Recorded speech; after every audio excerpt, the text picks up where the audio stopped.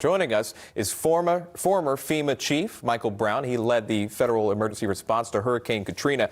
It's good to have you on. The federal agency has been put in charge of the nation's response to the pandemic.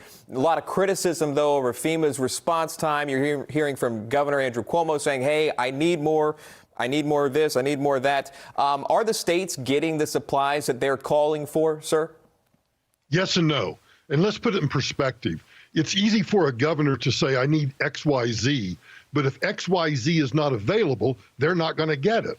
And so what we see the president and the administration doing is turning to the private sector, as you mentioned, using the Defense Production Act, even though it hasn't actually been implemented. And under that act, the president can say to a manufacturer of widgets, instead of making widgets, I need you to make gadgets.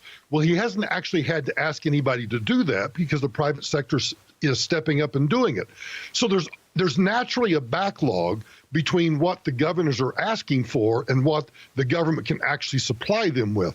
That's why the president said, if you can find it. He didn't say you're on your own, but he said, if you can find these things on your own, then go ahead and get them.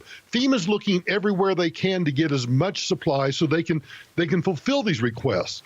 So when the governor says, I'm not getting X, Y, Z, we might step back and say, maybe that's because X, Y, Z is not available right now. Interesting point. I want to bring this up to you, too. The Waffle House Index has reportedly been used by FEMA in the past to gauge the severity of a disaster like hurricanes and such. So the index moves to the red zone. And we're showing a map now because 418 Waffle Houses closed. If you're just catching up with us here, Waffle House doesn't close. I mean, you don't see this establishment close. What does that tell us about what's going to be required for this disaster recovery effort? How much can we gain from this? Look, I think the Waffle House litmus test is really good, but now we're misinterpreting it. The Waffle House litmus test now should be some of these outlets are beginning to close, not because there's a hurricane or a flood or tornadoes. They're closing because there's no business.